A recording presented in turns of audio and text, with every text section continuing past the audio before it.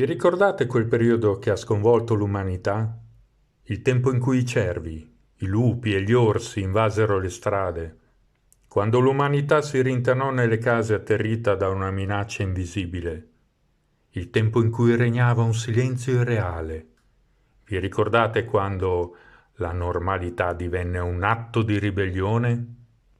Sono Stefano Messori, docente del laboratorio italiano di podcast del progetto MiRest, finanziato dal programma Erasmus+, e queste sono le testimonianze degli utenti intrise delle emozioni vissute durante il lockdown.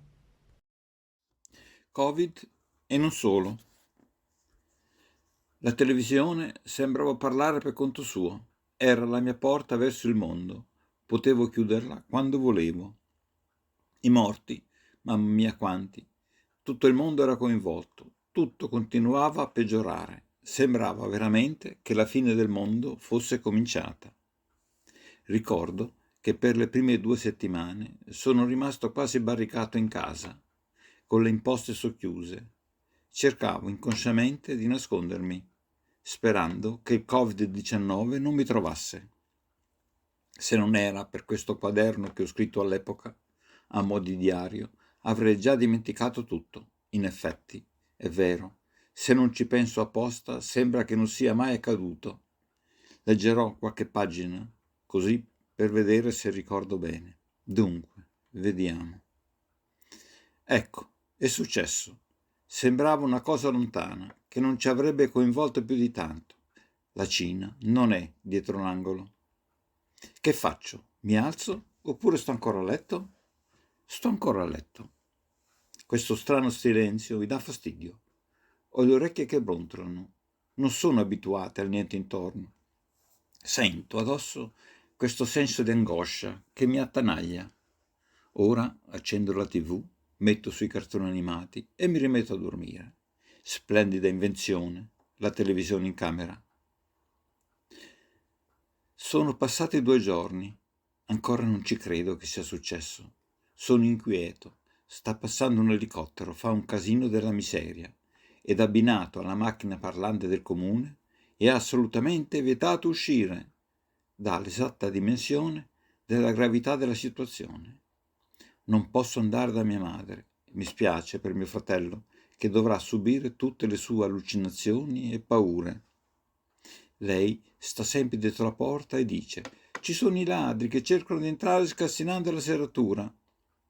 Quindi si mette ad urlare: andate via, ora chiama i carabinieri. In più dice che sente quello che abita piano di sotto parlare male della nostra famiglia. Era così anche prima, ma c'erano momenti di calma. Prima andava al diurno e un po' si distraeva. Ora che deve stare chiuso in casa, sicuramente peggiorerà. Ieri mi ha telefonato e stranamente era serena. Aveva capito la gravità della situazione. Raccomandava a me di stare tranquillo, di non uscire, che ci saremmo sentiti per telefono. Il mio pensiero va in automatico agli amici caregiver, di anziani non solo, che già erano messi da panico prima, figuriamoci ora. Inoltre, non possiamo neanche più vederci per raccontarci e per un minimo di condivisione e conforto reciproco. Ormai è passata 1 settimana e tutto sommato non è male. È dai tempi del terremoto del 2012 che corro avanti e indietro per accudire i miei. Mio fratello si è separato appena dopo il terremoto. Separazione molto complicata. Poi, 2 anni fa, maggio 2018, si è separato anche mio figlio. Altra separazione complicata. Tanto che mia nipote, 12 anni, sentendoli litigare di brutto, è andata in crisi e spesso si rifugia a casa mia, si chiude in camera e piange. Non ne posso proprio più. Mio padre è morto il 2 ottobre 2017, lasciandomi i soliti sensi di colpa, come quello di non essere riuscito a fare di più. Mio fratello, che vive dai miei dal 2012, lavorava e non era mai a casa, quindi toccava a me fare tutto. Pensavo che ora che mio padre non c'è più, gestire solo mia madre fosse più semplice. Invece è complicata da panico. In due facciamo fatica a starle dietro. Per fortuna mio fratello da poco è andato in pensione. Forse sono diventato cinico, ma a volte credo di usare il Covid per essere disponibile il meno possibile. Sto perdendo la cognizione del tempo. Mia madre mi chiama 3 o 4 volte al giorno. Mi tiene un sacco di tempo al telefono, lamentandosi di tutto. Non si fida più di mio fratello. Si è convinta che quando lei è distratta, mio fratello le ruba i soldi e gli ori. È arrabbiata con lui perché non crede che ci siano i ladri che cercano di entrare e vuole anche che vada a picchiare quello di sotto per farlo smettere, perché continua a parlare male di noi. Mi chiede anche che appena si può uscire ci vada io a picchiarlo. Quando si comincerà ad uscire dovrò affrontare delle brutte situazioni. Intanto mio fratello, telefonandomi, dice che non sa fino a quando resisterà. Non sopporta più mia madre. Sarà anche malata, ma a tutto c'è un limite. In più si è accorto che appena si distrae mia madre corre subito a telefonarmi per lamentarsi di lui. Lui poi telefona a me lamentandosi di lei. A volte lascio il telefono da qualche parte e torno a fare le mie cose, tanto parlano solo loro. Non lo sanno che non ascolto. Mi dispiace, ma ho la memoria piena, il mio è puro istinto di sopravvivenza. Oggi sono uscito nel giardino. Mia moglie vuole che poti le piante e che tagli l'erba, ma io non ho voglia di fare niente. Ho solo voglia di stare a letto e guardare i cartoni animati. Mentre ero in giardino, ho visto il mio vicino di là dalla siepe. Mi ha salutato calorosamente. Nonostante che siamo vicini da 14 anni, lo conosco appena. Mi dice che il mondo va a rotoli, che non ne può più di stare in casa. Litiga sempre con la moglie e che non può scappare per non ascoltarla. Questo lo rende nervoso e instabile. Devo essere sincero, non me ne frega proprio niente. Sembra che tutti abbiano dei problemi, tranne che me, mentre io invece li sto solamente ignorando. Prima o poi, però, sicuramente mi presenteranno il conto, ma io scapperò più lontano. Mi dice anche che finalmente mi vede fare qualcosa. Così scopro che mia moglie si lamenta con lui di me, che non faccio mai niente in casa, sto sempre a letto davanti alla TV, in pratica vegeto. Nessuna parola sul fatto che sono anni che vado avanti e indietro per accudire i miei, che abitano a 10 chilometri da qui. In più spesso mi occupa anche di mia nipote. I suoi continuano a litigare sempre, anche da separati, spesso trascurandola. Queste cose mi tolgono energia. Dopo a mia moglie gliene dico 4, anzi no. Se le procuro qualche tensione mi va bene. Sto diventando perfido. Questo mi fa piacere. Io sono fin troppo disponibile. Oggi pomeriggio sono andato da mia madre. Le strade vuote, l'erba alta toglie visuale all'incrocio. Mi ero stampato sia il modulo di andata che quello di ritorno.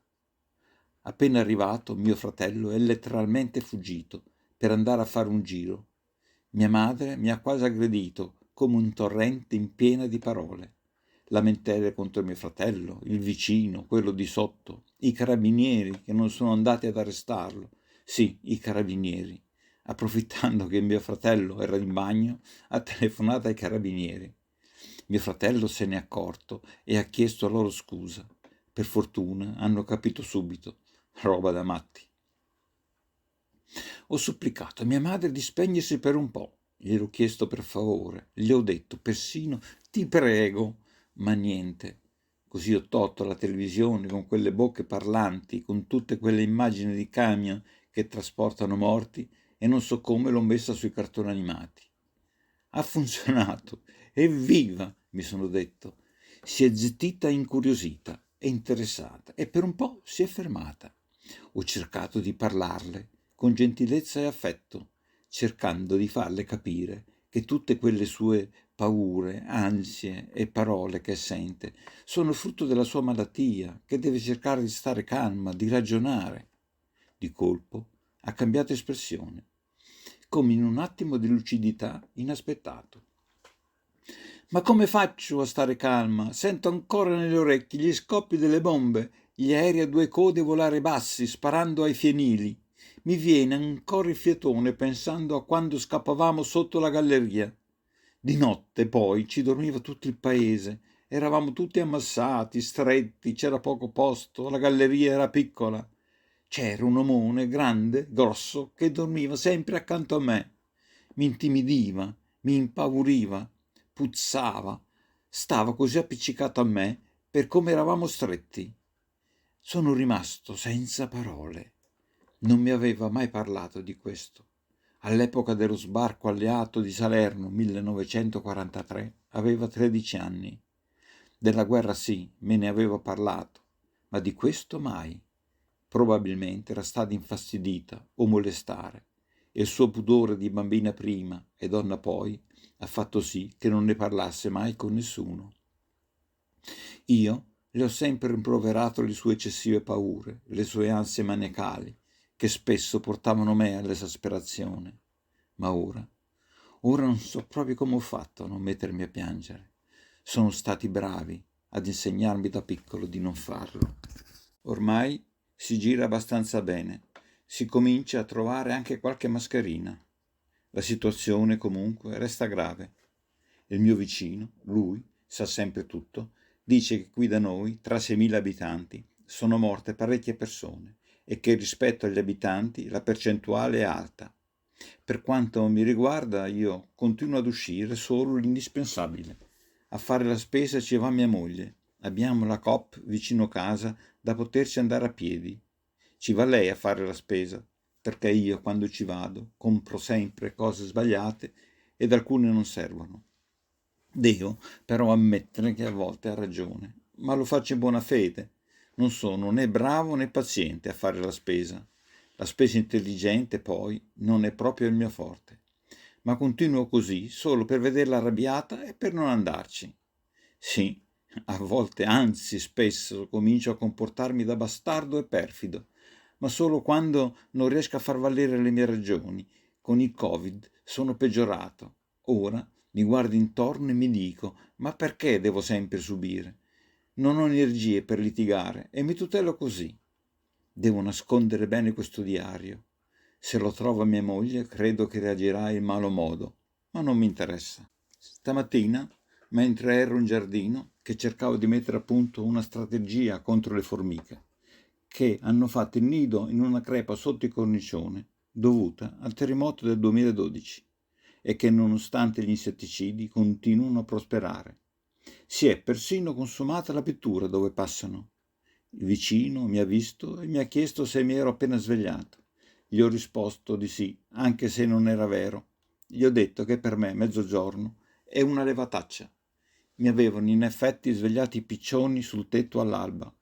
Hanno ripreso a fare il nido sotto i pannelli solari. Tra l'altro, essendo l'unico ad averli, sono tutti da me.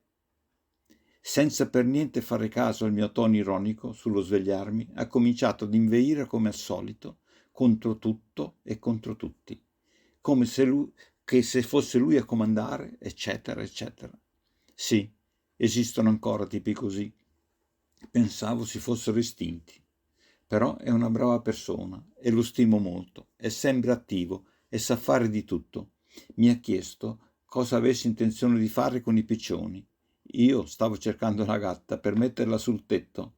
Lo avevo già fatto un paio di volte e aveva funzionato. Alla gatta piaceva stare sul tetto, tant'è vero che poi non voleva tornare giù, se non per mangiare. È passato quasi un anno. Nel periodo di quarantena volevo fare tante cose, leggere dei libri, rimettermi a studiare musica, mettere ordine tra le mie cose. Il correre avanti e indietro per i miei ed anche per mia nipote mi aveva allontanato da me stesso, così non ho fatto niente. Continuano però a mancarmi gli incontri mensili nella sede di anziani e non solo. Quelli fatti online non sono la stessa cosa. E saranno così anche quelli che faremo alla Casa del Volontariato. Quella sala nella sede è magica, intrisa com'è di sorrisi e lacrime. Intanto mia moglie, che era diventato Novax, sta sempre attaccato al telefono e con la televisione accesa su un canale che parla solo di quello. Tutte le volte che esco mi dice contro, perché metto la mascherina. Mi riempie il telefono di messaggi contro il vaccino, contro la medicina ufficiale e il governo. A sentire lei ci uccideranno tutti. Purtroppo fa così anche con i nostri amici e conoscenti. Ed anche se quasi tutti gli hanno detto di smetterla, lei continua. Alcuni si sono rivolti a me direttamente perché non ne possono più. Io non la riconosco. Mi dice che sono manipolato perché mi rifiuto di ascoltarla. In verità, credo che i Novax non abbiano tutti i torti, ma tutto questo urlare addosso, questo sentirsi profeti e portatori di verità assoluta da entrambe le parti, mi confonde, mi toglie speranza, mi fa sentire tra l'incudine e il martello. Stasera ho ripreso a scrivere il diario. Ultimamente non ne avevo più voglia. Ho ripreso a correre per mia madre. Mia nipote sta sempre male per i suoi e non va più a scuola. A maggio mi sono vaccinato di nascosto da mia moglie per poter andare a trovare mia madre in struttura. Ci hanno riconosciuto 3 mesi di sollievo perché non ce la facevamo più. Non potevamo mai lasciarla sola, nonostante fosse piena di problemi fisici, non stava mai ferma e neppure zitti, e spesso cadeva. Mio fratello e io eravamo troppo stanchi per cercare soluzioni. Le sue allucinazioni spesso erano incontrollabili. Non sapevamo più che pesci pigliare oppure che santo pregare. Anche se io e mio fratello siamo vaccinati, possiamo telefonarle e vederla solo attraverso una finestra una volta a settimana. Quando ci vede, rinasce, piena di energie e con uno sguardo lucido, ma appena cominciamo a salutarla perché il tempo di visita è limitato, lei comincia a dire: «Venite a prendermi, qui mi tengono prigioniera, cosa ci faccio qui? Chiamate i carabinieri, mi hanno rapita!» Uno strazio, morale sotto i piedi. A casa mia, invece, mia moglie la vedo raggiante, si sente il cavaliere della libertà e della giustizia. I problemi miei, e soprattutto quelli di mia madre e di mia nipote, sembra non la tocchino più di tanto. Lei ha ideali più alti, che non posso capire. Lei lotta per salvare il mondo? Sì, stando sul divano di casa, mandando messaggi e telefonando a tutti, indipendentemente che vogliano ascoltarla o meno. Intanto io sto male. Mia madre sta morendo poco a poco. Mia nipote ha abbandonato la scuola e mio figlio, dopo 2 anni, è ancora devastato dai problemi che la separazione ha comportato. L'altra settimana, 5 giugno 2021, mia madre è morta, cadendo in struttura, ferendosi alla testa. Avendo un problema renale in atto, non ce l'ha fatta. Mio fratello è riuscito a vederla mentre era in coma a pronto soccorso. Io, che sono arrivato più tardi, non ce l'ho fatta. Non credo che scriverò ancora. Mi sembra che tutto non abbia più senso. Mi ha fatto male al funerale di mia madre vedere mia moglie dispiaciuta. Le avevo chiesto di non venire, perché non si era mai voluta veramente interessare di lei da viva. Mi ha fatto molto piacere, invece, il calore e gli abbracci degli amici caregiver. Penso proprio che chiuderò questo diario. Non ho più voglia di scrivere. Intanto, per colpa di mia moglie, abbiamo perso tutti gli amici storici. Me lo hanno detto: «Guarda, ci dispiace per te, ma tua moglie non la reggiamo più». Me lo aspettavo. Ero già rassegnato. Li considero ancora amici e loro si considerano ancora tali. Passerà questo brutto momento. In fondo, dopo tanti anni, non si cancella tutto così per una stronzata. Sì, una stronzata, è giusto dirlo e ribadirlo, perché di una stronzata si tratta. È una parola che non si dice, d'accordo, ma è giusto dare un nome a questo comportamento, che si autodefinisce nobile, ma secondo me di stronzate nel vero senso della parola si tratta, al pari di chi veramente ci avvelena e ci vuole dominare. Oh, ecco, mi sono sfogato.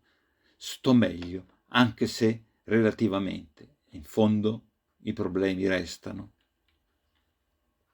Oggi Sono andato a Reggio Emilia, in centro, a vedere una mostra sulla Resistenza. Lì c'erano un centinaio di Novax in una delle loro manifestazioni di protesta che fanno tutti i sabati nel centro delle città. Gridavano slogan che per me sapevano di vecchio e riveduti, riciclati e corretti. Slogan delle lotte sindacali e politiche degli anni 60-70. Per me, che ho vissuto parte di quegli anni e di quelle lotte, sono assolutamente fuori luogo. Sanno di approssimazione e di incapacità a creare del nuovo. Non ho niente contro di loro, sono convinto che si faccia bene a manifestare, ma mi sembrano soli, che si fanno i voti intorno, incapaci nel loro urlare e nella loro arroganza di guardare più in là di ciò che vogliono vedere. Urlano con rabbia al vento, in pratica dicono: chi non partecipa si fa manipolare. Penso che anche loro siano manipolati, anzi, forse più di me. Sono convinto che c'è qualcuno nell'ombra che sfrutta la loro rabbia. Lo penso perché è già successo. La storia lo racconta, ne è piena. Basta leggerla.